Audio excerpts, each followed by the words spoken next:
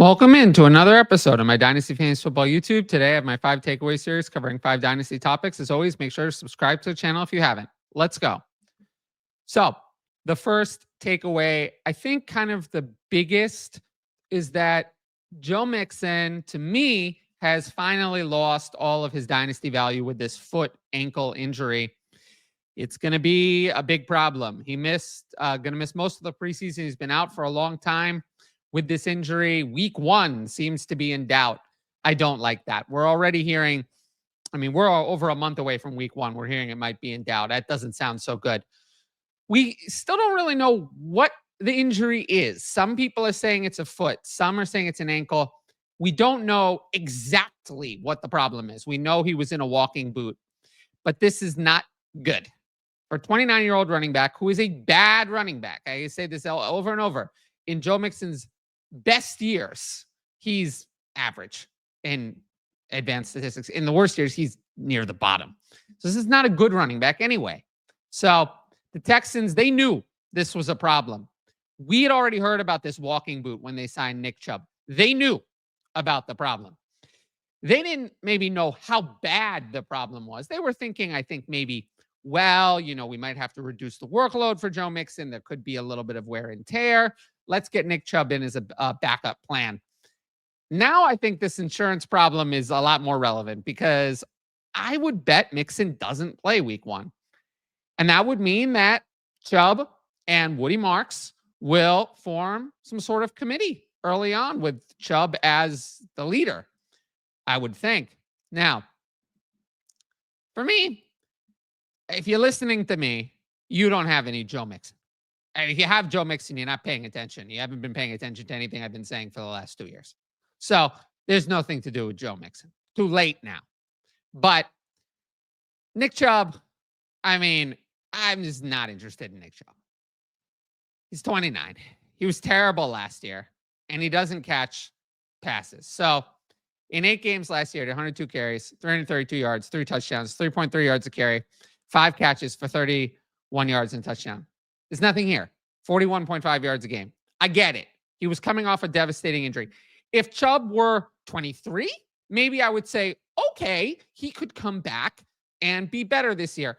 But he's 29. He's almost 30. He's had many injuries, many devastating injuries in this area. I'm not holding my breath for him.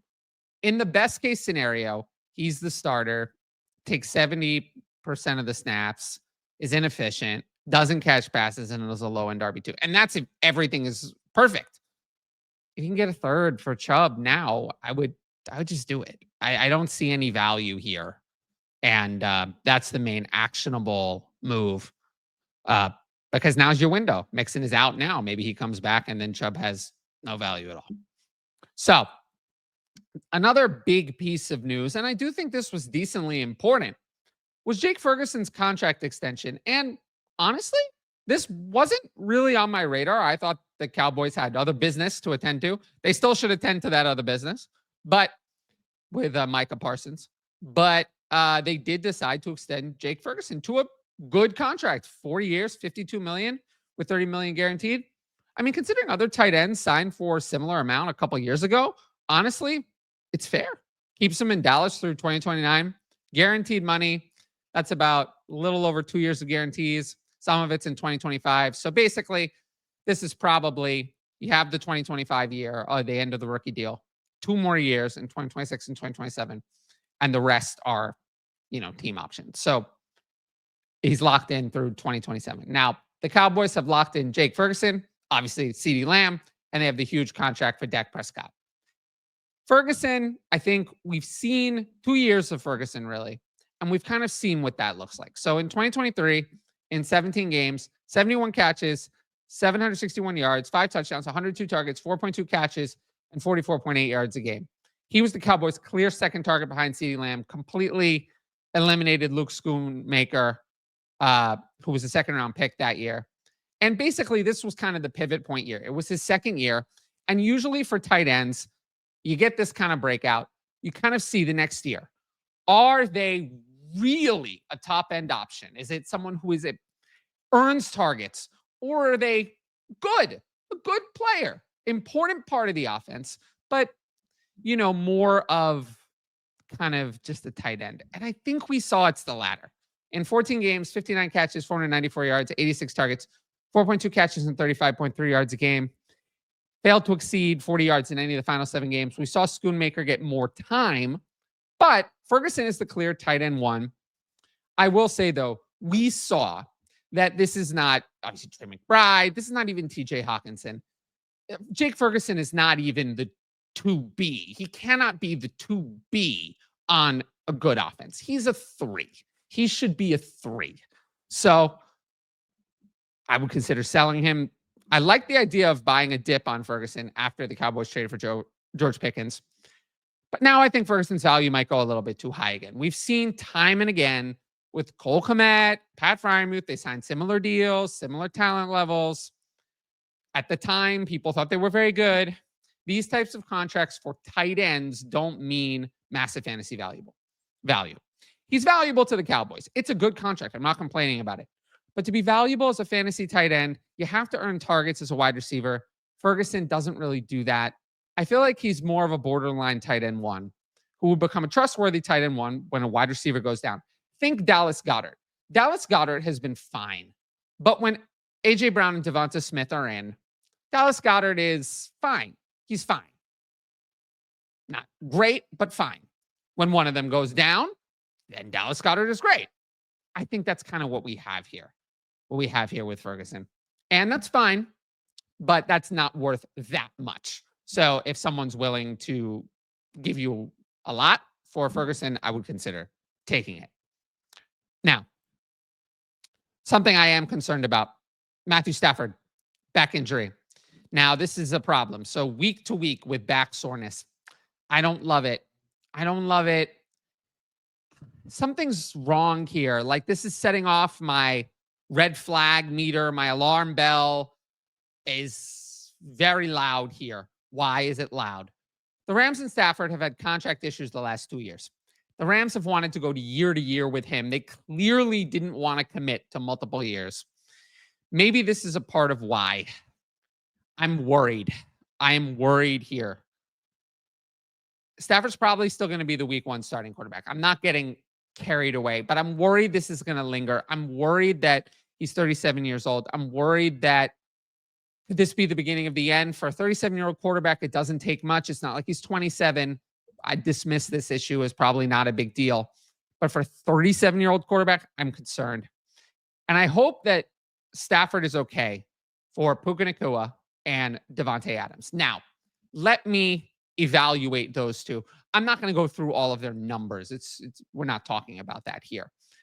I've talked about that on Patreon. But we know Davante Adams and the backup Jimmy Garoppolo hated each other on the Raiders. They hated each other. A lot of people are saying there's upside with Davante Adams as the wide receiver 2 on this team because of Matthew Stafford, how much he throws and how little, he runs as a quarterback. All that's true. You take Stafford away, I don't think this team's going to have 2 top 24 wide receivers. And especially not with Puka Nacua being the one who gets the manufactured touches, not Davante Adams. We saw Puka Nacua's target rate was extremely high. So I would be terrified of having Davante Adams. Puka Nacua will be fine. Maybe he'll be, more of a solid to low end wide receiver 1 instead of a league winner. But Davante Adams would be nearly dead to me if Jimmy Garoppolo were the starter. So that's something to concern myself with. But in terms of what to do actionably, I'm not really buying or selling. I don't have any Davante Adams. I'm selling him. I don't know how to do that. So the actionable thing, the thing that must be done immediately, is you have to put Jimmy Garoppolo on your bench in Dynasty Superflex. We know he's not that good. We know that. But this is a Sean McVay offense. It has Puka Nacua and Davante Adams, whatever they are, with Jimmy Garoppolo. Jimmy Garoppolo would be someone in Superflex leagues that's started a lot of weeks, especially with buys. There are going to be injuries. There are going to be other things. People forget that in the offseason, all these things that happen during a fantasy season. Jimmy Garoppolo must be rostered in all Dynasty Superflex leagues, period. No exceptions. And that's my main actionable takeaway from this Stafford news. Now, if you like my YouTube content, you should sign up for the Patreon. I'm offering a 50% discount off your first month at all tiers using code TylerYT50. You can get my rankings, access to the Discord, write-ups, Patreon-only videos, direct message fantasy advice, and the ability to ask in advance questions for the YouTube videos. Tiers begin at just $5 a month, $250 with that discount. If you want to know more about the Patreon, check out my why you should join the Patreon videos on the channel. And I'll just say, I think it's become apparent today for me that we are no longer at the point where I will be covering all of the stories, everything that happens on the YouTube. Too many things are happening. I'm not doing 40-minute videos. I'm just not. The videos will be, 20 minutes ish. So if you want to get my thoughts on everything, that's only going to be on the Patreon. Not going to be on Twitter. It's not going to be in the YouTube comments. I have in the Patreon Discord, I cover everything, every single thing that happens, all the news, all of it, takes everything, answer all your questions. So click on the link in the top, wrong hand there. Click on the link in the top right corner, patreon.com/fantasy advice. Use the code TylerYT50 for 50% off your first month. You won't regret it, and you'll get up-to-date news all the time on every single story. My Dynasty takes, what to do, how to handle your Dynasty teams. You can't get that anywhere else. Nobody else is as active, as responsive, and as accurate as I am. So I hope to see you all sign up. So my next story, a bit of a smaller one, but Kenny Pickett's hamstring injury has solidified the Browns' quarterback plans. So Pickett suffered a hamstring injury on Saturday. We just heard he's going to miss some time. Going to be reevaluated at the end of the week, but it's going to take a long time. I mean, hamstring injuries kind of reoccur. You're careful with them in training camp. I think that this is the end of Pickett's challenge for the week 1 starting job. I think this is going to take him out of it. He's just going to miss too much time. Now, Joe Flacco is going to start week 1 for the Browns. We heard Kevin Stefanski today said that Flacco is going to take all of the first team reps. He's taken all of the reps so far. Dylan Gabriel and Shadur Sanders have barely worked with the first team. Shadur Sanders has not worked with the first team at all. Dylan Gabriel's been in there very minimally. It's been Flacco and Pickett. Flacco will be the starter. And that's good news, at least temporarily for the fantasy weapons on the Browns. He's the only one of these players who's produced actual passing yards at an NFL level. Obviously, the 2 rookies and Kenny Pickett have not done that. So if we look at last year, there was one game where Flacco played 1 snap, and that's skewing his stats. In the games where he actually played all of the snaps, or most, he averaged 251.6 passing yards a game. Now, that's more than enough yardage to support fantasy success. Am I saying 2023 Flacco, who had like 300-something passing yards a game, or Jameis Winston from last year is re-entering? No, I'm not saying that. But the Browns have, Quinshon Judkins, who knows when he's coming back. Jerome Ford, now an injury problem. Are they going to be able to run the ball? I don't know. Maybe not. They're going to be facing trailing game scripts all year. What's the Browns' win total? 4, 4.5? They're going to be trailing. They're going to be behind. So for those reasons, I still think Jerry Jeudy represents the best opportunity to get value on this team. Cedric Tillman was hurt again. David Njoku is an older player. Is Jerry Jeudy going to be a top 5 wide receiver like he was down the stretch last year? No, but you don't have to pay that. And I don't think you're getting the Jameis Winston version. But even look at Josh Downs. Look at what Josh Downs did with Flacco. And Josh Downs wasn't even playing in 2 wide receiver sets. Jerry Jeudy will be out there, 85, 90% of snaps. So I think this is a good opportunity to get someone who can help you for fantasy at a low cost. Now, the last one, and I think this has been kind of the lead story if you look at X all weekend, is that the Jaguars running back room is apparently shifting toward Tank Bigsby. Now, the Jaguars rotation has been very clear in training camp so far. It's very clear. Tank Bigsby is the lead ball carrier. Travis Etienne leads as a pass catcher. Bhayshul Tuten is like in another planet. He's miles behind the other 2. Today, there was a hamstring injury, another problem. That's not going to help him catch up. I've been telling you from the beginning that Bhayshul Tuten is going to be the RB3 week 1. People are saying, oh, well, he's going to be the starter. Oh, well, oh, yes. Never, ever. These day 3 running backs, you say it all the time. It's always wrong. Never are the week 1 starter. unless there are injuries. Injuries, that's one thing, but it's not happening in this case. I don't think he's going to have a week 1 role, Bhayshul Tuten. Not even a week 1 role. I think he's going to be on the bench. Maybe he'll have a week 7 role. Maybe. But the other 2 are going to be the committee to open the year. That is what is going to happen. Now, let's look at what happened last year, because I think that's kind of what we're going to see. Bigsby had 168 carries, 766 yards, 7 touchdowns, 4.6 yards a carry, but just 7 catches for 54 yards. Okay. Etienne, 150 carries in 1 fewer game, 558 yards, 2 touchdowns, 3.7 yards a carry, and 39 catches for 254 yards. So more usage in the passing game, fewer touchdowns, and less rushing efficiency. And that's kind of going in line with what we're hearing. We're hearing more receptions from Etienne, more rushing and rushing efficiency from Bigsby. And I think that's kind of what we're going to get. And for me, the move is to sell Bigsby.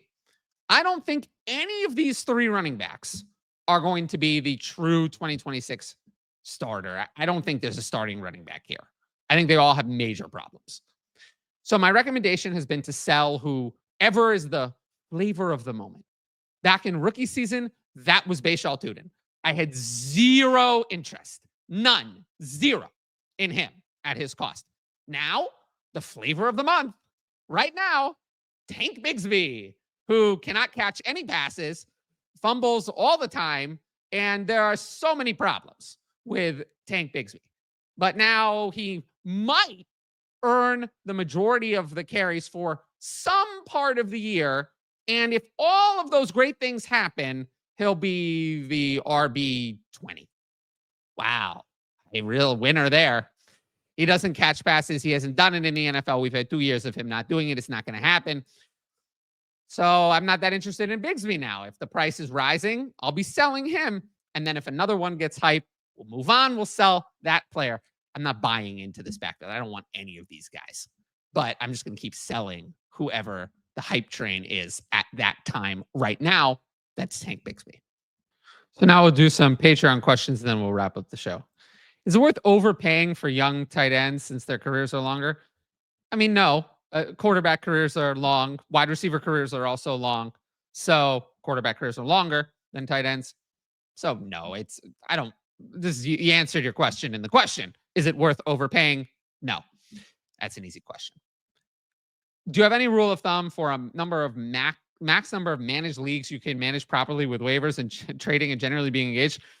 Well, I mean, on the Patreon, I feel like I'm managing 200 leagues. I mean, that's how many I feel like I'm involved with. I mean, I have a lot of patrons. Some of them have multiple themes, and then there's the ones who aren't even at the direct message tiers that I'm helping in the Discord with their questions. So how many could I do if I didn't create content and I was just focused on fantasy as a player? 10 maybe, but I'm nowhere near that number because I don't have time for that. I have to focus on the patrons, and that takes up like 90% of my time with fantasy football. And believe me, I enjoy doing it. I'm not saying I don't like it, but it's hard for me to put myself back in what it was like before I had all these patrons for how many I could manage. But yeah, I would generally say your average person can do about 10. And then there starts to be somewhat of a drop off in real engagement with that league. It gets a little overwhelming. Across your leagues, do you hedge risk with a spread of different players or have concentrations of players you believe in?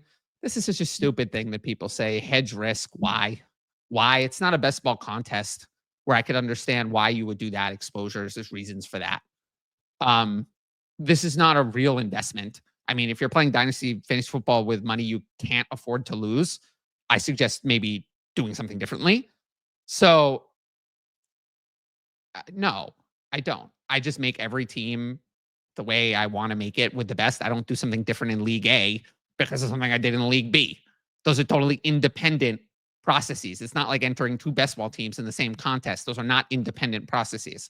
2 dynasty leagues are totally independent, totally separate. So no, my decision-making in one should not affect my decision-making in the other. This is a stupid thing that people say. There are very popular creators who say this all the time. I would suggest not listening to them. They have no idea what they're talking about. So just ignore them. They're so stupid. I would just ignore anyone who claims to do this because they're taking best ball thinking and carrying it over to Dynasty, and it's wrong. It's wrong. They're wrong, and just ignore them. They have no idea what they're talking about. Who are some of your favorite breakout candidates at the wide receiver position this year you don't think get enough buzz? It's just hard these days because there are no sleepers anymore. Like, there are no sleepers. Everyone is talking about every player. So this doesn't exist. Like, it's not like, oh, well, there's this mysterious guy who can break out. That doesn't happen anymore. I do think Jerry Jeudy, that I talked about earlier, could have a really good year, and just in the Browns mess is just not getting enough attention. Josh Downs, because he's stuck on the Colts, is another one I think is just not getting enough attention. But again, these players are being talked about. It's not like we're not talking about these players. So this doesn't exist anymore. You have to do better than just who's not getting talked about. You have to kind of have your takes and do your research, because you're not going to slip a sleeper by in 2025. Everyone has the ability to be aware of every player. Even 7 years ago, when I started playing Dynasty, that was not the case. So things have changed. So it's kind of a different world now. When looking to fill the bottom of the bench this time of year, is it better to load up on rookies to see who might break out, look for veterans that might have more of a path to playing time, or roster quarterback backups in the event of injury? Good question. For me, it's not really about this. I'm looking to get whoever I think has the chance to gain one of two things: either fantasy value from actually being playable. Is there a path to that? Or number two, to gain dynasty value from flashing. That usually is more younger players. So, I don't have much of a preference for one over another, exactly who I'm picking. But, generally, like, low end wide receivers who are boring are probably never going to gain dynasty value. You're not going to be able to sell those players. So those are my least favorite players to keep at the bottom of the bench. Like I don't even know who's a good example. Marquez Valdes-Scantling, like, how much value is he going to gain, right? I mean, Josh Reynolds, well, what are you getting out of that? Noah Brown, the same thing. Those are not my favorite choices. Who did you expect to draft more of in rookie drafts this offseason, but didn't? Oh, Dylan Sampson. I was in on Dylan Sampson compared to ADP, but just didn't work out in a lot of spots. Other players I liked better, or whatever happened, didn't have pick in that range. It just felt like I was hoping for more of him. And, I just wish it had worked out that way. In hindsight, obviously, I wasn't predicting anything to happen with Quinshon Judkins. But I liked Dylan Sampson as a prospect pre-draft. Didn't love the landing spot, but I was still kind of in on him. So, yeah, that would be the name. The one name that definitely stands out. Again, in this year's rookie drafts, I was doing a lot of trading out for veterans, trading away my picks for other things, future picks and stuff like that. So there's not that many players that stand out as, I really wanted them and couldn't get them. But Dylan Sampson would be the one, definitely, for sure, if I had to pick one. If you liked the video, make sure to support the channel by subscribing. And don't forget to hit that notifications bell so you can be notified about all my exciting content as it drops. Of course, if you want my best fantasy football advice, it's available on the Patreon. It's the only place I'm going to cover everything. And you can get a 50% discount at all tiers using code TylerYT50. Click on the link in the top right corner, patreon.com/fantasy advice. It'll take you directly there. Code TylerYT50 for 50% off. Every sign up helps support my independent content. Once again, thanks for watching, and I'll see you all